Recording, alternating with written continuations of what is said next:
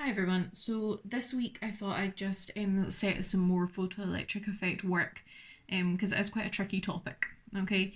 I just wanted to go through question 8 because I realised that in my marking scheme I've just put whether it's true or false. I haven't done any explanations on it. So I thought I'd just spend some time and explain why these statements are either true or false. So if we focus on A first, photoelectric emission from a metal, so that is the electrons being emitted from the metal's atom. So photoelectric emission from a metal occurs only when the frequency of incident radiation is greater than the threshold frequency for the metal. So quite complicated wording here, but what it's more or less saying is electrons can only be emitted when the light has a higher frequency than is required, okay, for the electron to be emitted. So this is true. Photoelectric emission from a metal does only occur when the frequency of the radiation is greater than the threshold frequency. Remember, the definition of threshold frequency is the minimum frequency required to cause photoemission. Okay, and I think I spoke about this in my last video. Remember, photoemission is just another word for when electrons are emitted because they absorb a photon. Okay. B, the threshold frequency depends on the metal from which photoemission takes place. True. Okay, I did speak about this a little bit in my last video as well. All metals have a different threshold frequency, and that's because different metal atoms have different structures. Their atoms have different structures. Some atoms hold on to their electrons more tightly, therefore require more energy for the electrons to be emitted. Some atoms don't hold onto their electrons as tightly, therefore require less energy for photoemission to happen. So it does depend on the metal. You don't need to remember what metals have a higher threshold frequency or anything like that though. So don't worry about that. C, when the frequency of the incident radiation is greater than the threshold frequency for a metal, increasing the irradiance of the radiation will cause photoemission from the metal to increase. So again, quite a lot of big words to kind of get round there. So let's just kind of break this down and actually see what this question means. So when the light hitting the bit of metal, okay, when the radiation or the frequency of the radiation is greater than the threshold frequency, so we know that when the frequency of the radiation hitting the plate is greater than the threshold frequency, we know that photoemission will happen. So they're saying increasing the irradiance. Remember, irradiance is just brightness, okay? So increasing the brightness of the radiation will cause photoemission from the metal to increase. This is true, okay, because let's actually think about what increasing the brightness of a radiation source is. Increasing the brightness is, it means that there are more photons being emitted from the light source, okay? If you have a dim lamp, there's less photons being emitted. If you have a brighter lamp, there is more photons being emitted. Those photons have the same energy as themselves, they have the same energy, but a brighter lamp, there's just more photons being emitted. So if there's more photons being emitted, that means that more electrons can be emitted from their atom. Okay, so more photons means that there are more electrons that can be emitted, okay, because the photons absorb, the electron absorbs a photon. So if there's more photons, more electrons can be emitted. So the photoemission from the metal will increase, okay. D, when the frequency of the incident radiation is greater than the threshold frequency for a metal, increasing the irradiance of the radiation will increase the maximum energy of the electrons emitted from the metal. So again, our frequency is greater than the threshold frequency, so photo emission is happening. So we're increasing the brightness, increasing their radiance again. And they're asking, will this make the electrons? So the electrons are being emitted, but because we've increased the brightness, will these electrons now have more energy?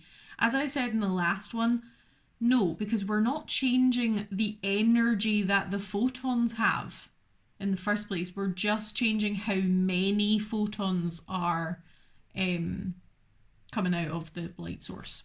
Okay, the photons still have the same amount of energy. Okay, so say the electron needed 6 joules to be emitted from the atom, and our photon had 8 joules.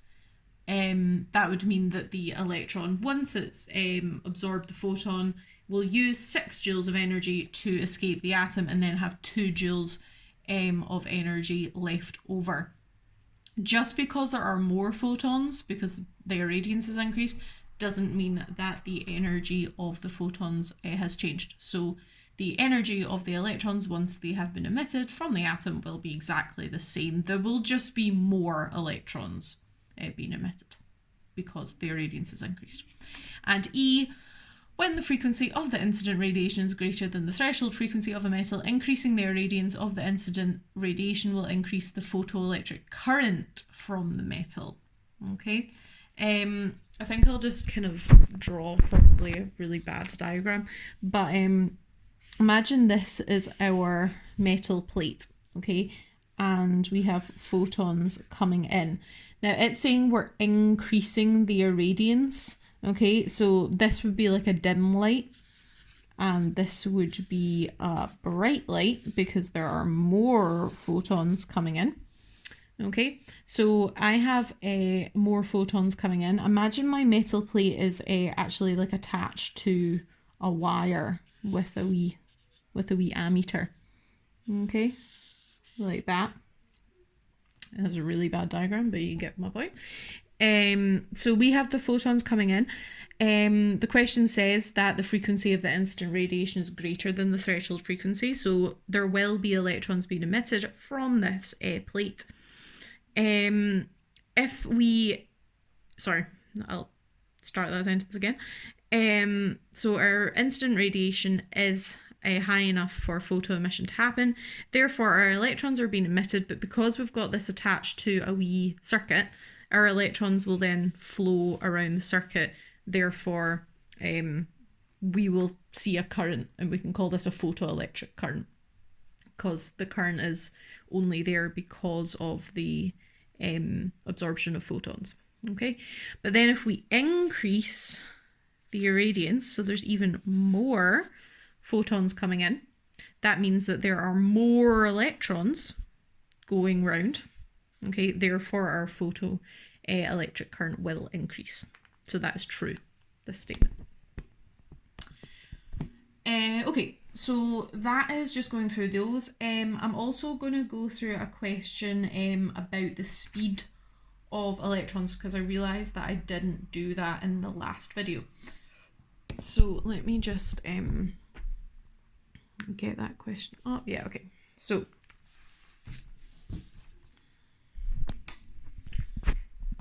So we are going to, I shouldn't have drawn that diagram so close, but oh well. So we're going to imagine that we have a question, and it is telling us that the threshold frequency for a metal is 6.79 times 10 to the 14 hertz, and that our frequency, sorry, I accidentally wrote a 0 there, the frequency of our photon is 8 times 10 to the 14 hertz, okay? And it's asking us how much kinetic energy will the photon have, okay? So we can use our our formula sheet, and we can see that kinetic energy is equal to the energy of the photon, which is just E is equal to HF, so it's just HF. Take away the work function, which is just this. Okay, so EK is equal to HF take away HF naught. Okay, So H is 6.63 times 10 to the negative 34. You do not need to remember that. That is given to you, and then you just need to plug in these values. I'm going to have to do this over 2 lines because I drew my diagram too close.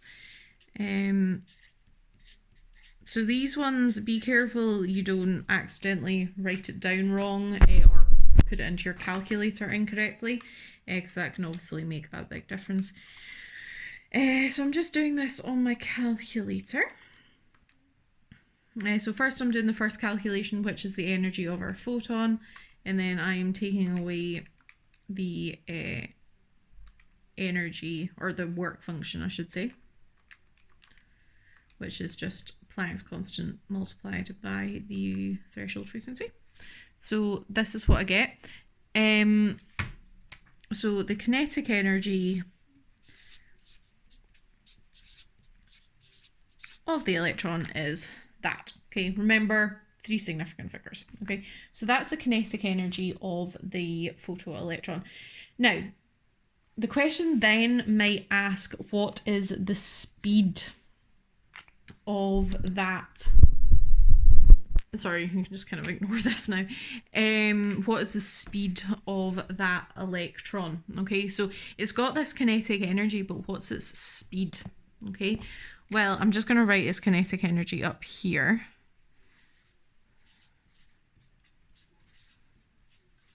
Okay, so that we have that. Right, so I said to you in the little video, remember that you have a formula for kinetic energy. This one, EK is equal to 1/2 mv squared. Okay, and that is the formula that we are going to use. But I'll do this over here. There's something that we don't know. Okay, we're trying to find a V. We know EK, but we don't have M. Okay, but M is in this case the mass of an electron, and the mass of an electron can be found in your data sheets. Okay, so sorry, I'm just getting up the data sheet just now so I can show you. So remember, your data sheet is on the Classroom, is also on the shared drive, which is where I'm getting it from just now. Oh, the light is...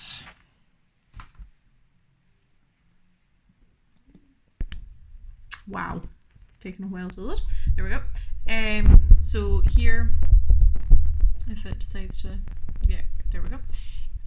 So we've got the speed of light in a vacuum, we've got the charge on an electron, we've got a few of these things that we haven't talked about yet, and then over here we have Planck's constant, so obviously we're using that at the moment, and there we have the mass of an electron and the mass of a neutron and a proton. Okay, so mass of an electron, 9.11 times 10 to the negative 31. Okay, so that is what we are wanting to be using in this calculation here.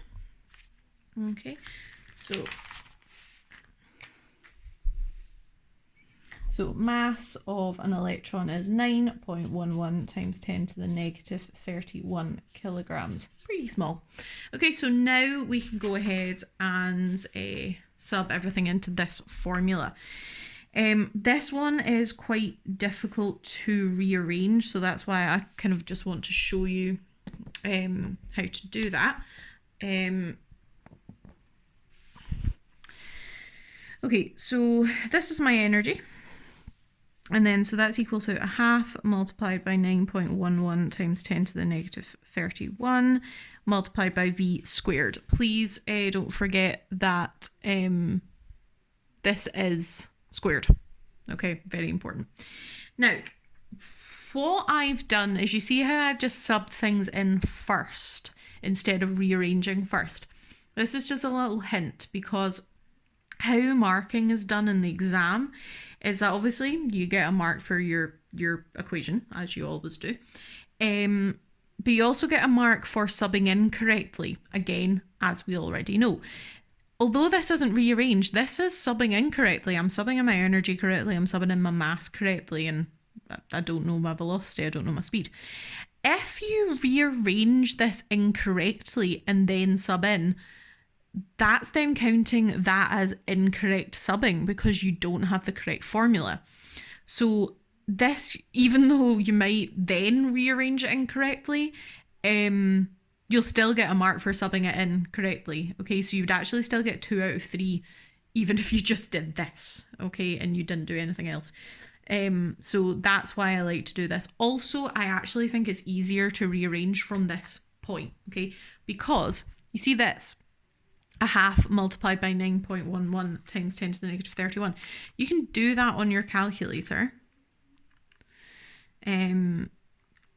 Okay, and you'll get 4.555 times 10 to the negative 31. Remember, do not round until you get to your final answer.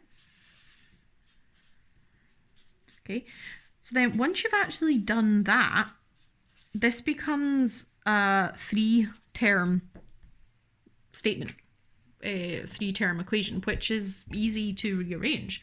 Okay, if we want to get v squared, all we need to do is take this over to the other side and divide it.